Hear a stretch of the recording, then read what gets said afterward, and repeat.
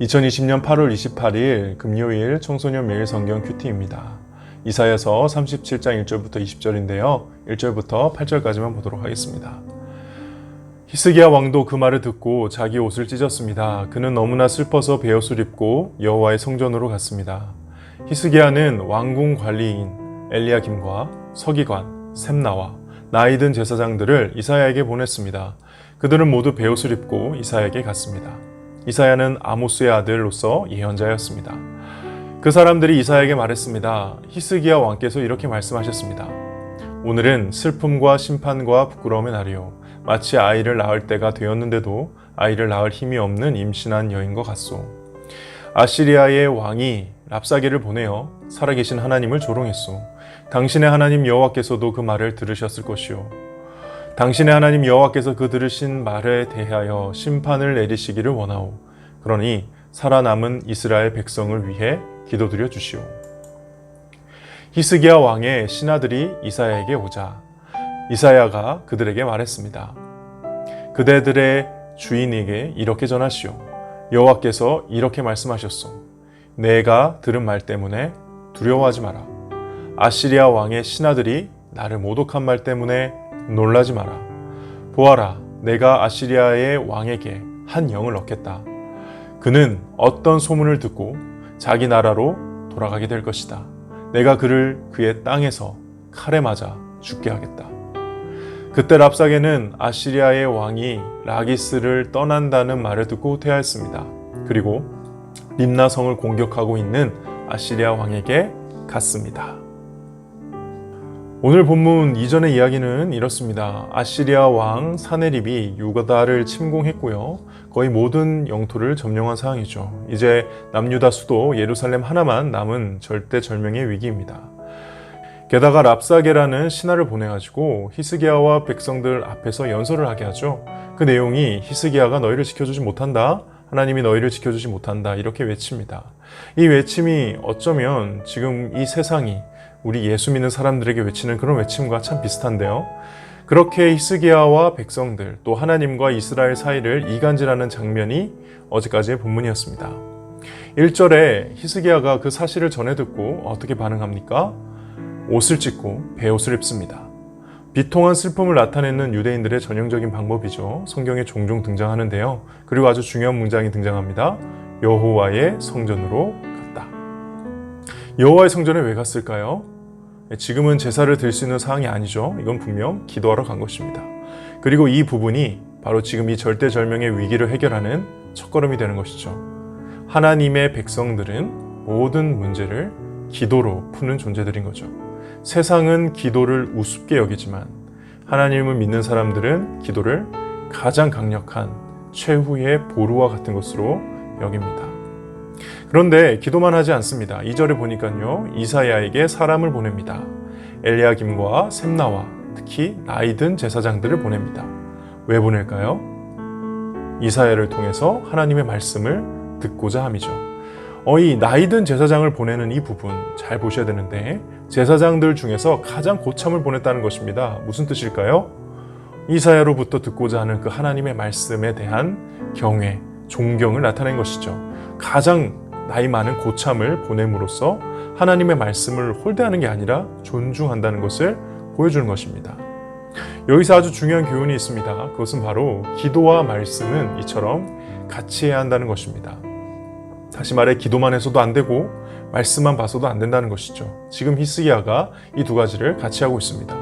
보통 기도만 하면 신비주의에 빠지기 쉽고요. 또 말씀만 보면 교만해지고 사변적으로 변하기 쉽습니다. 언제나 우리는 하나님 앞에서 겸손하게 순종하는 신앙인이 되고자 한다면 기도하면서 말씀을 읽어야 되고요. 말씀 안에서 기도해야 됩니다. 그래서 말씀이 기도를 바르게 할 수 있도록 돕고요. 또 기도가 말씀을 바르게 들을 수 있도록 돕는 것이거든요. 다행히도 히스기야는 그런 선택을 한 것이죠.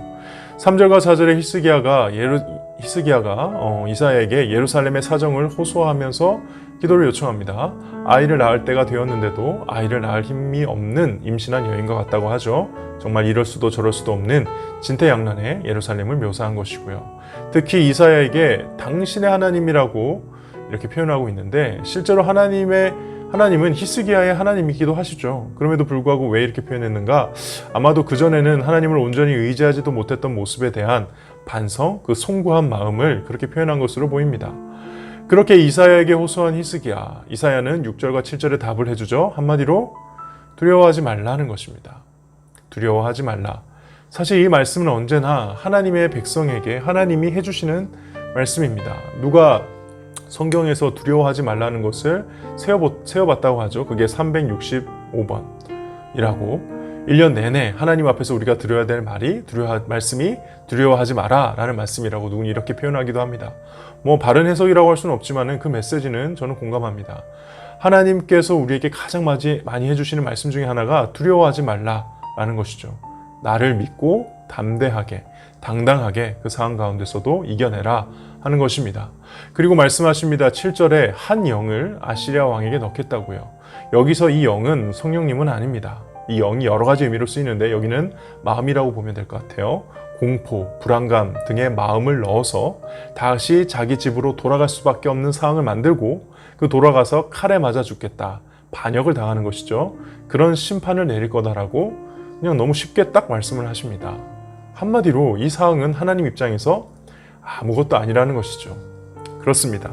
우리가 어떤 두려운 일, 힘든 일, 이런 일이 있다 하더라도 그 어떤 상황도 하나님께는 정말 아무것도 아닌 것이죠. 하나님은 창조주 하나님이시니까요. 그럼 왜 빨리 해결해 주시지 않으실까? 하나님께서는 그 상황 속에서도 하나님의 백성인 우리와 교제하기를 원하시는 겁니다. 하나님께서는 우리가 그 고난과 역경 가운데서도 어떻게 하나님과 관계를 유지하며 그 어려움 속에서도 하나님 자녀답게 살고 그것을 이겨내는가에 관심이 있으신 것이죠. 하나님은 때론 우리의 고난을 하나님의 공의로움을 드러내기 위해서도 사용하십니다. 그래서 악한 것들을 심판하심으로 하나님은 정의롭고 공의로우심을 세상에 보여주신 거죠. 그러나 또 한편으로는 하나님은 우리의 고난을 사용하셔서 하나님의 신실하심, 정말 하나님은 믿고 의지할 뿐이라는 것을 보여줄 기회로도 사용하시죠. 하나님 당신의 백성을 끝까지 지키시는 모습, 그 모습을 보여주시기 위해 우리가 참 힘들고 어려운 상황을 때로는 마음 아프게도 그 배경으로 허락하시는 것입니다. 그러므로 오늘 이 말씀을 함께 꼭 기억했으면 좋겠습니다. 잠언 24장 19절에서 20절 말씀인데요. 너는 행악자들로 말미암아 분을 품지 말며 악인의 형통함을 부러워하지 말라. 대저 행악자는 장래가 없겠고 악인의 등불은 꺼지리라. 우리가 살면서 경험하게 되는 모든 불의함, 억울함, 고통, 악함, 하나님께서는 절대 그냥 넘어가지 않으십니다. 반드시 때가 되면 하나님께서는 모든 것을 바로잡아 주시고 갚으실 것입니다. 그렇기 때문에 우리는 그것을 믿고 지금 현 상황만 바라보고 두려워하지 않으며 이 땅에서도 당당하게 하나님의 자녀로서 하나님을 믿는 사람으로서 참된 그리스도인으로서 살아가야 하는 것이죠. 오늘도 그렇게 살아가는 우리 고등부 친구들 되기를 소원합니다. 기도하겠습니다. 하나님 아버지, 오늘 말씀대로 어떤 어려운 일이 닥친다 할지라도 기도와 말씀으로 중심을 바로잡게 하시고 공의로우신 하나님, 신실하신 하나님을 의지하고 이 땅에서 두려워하지 않으며 당당하게 살아가게 하여 주시옵소서.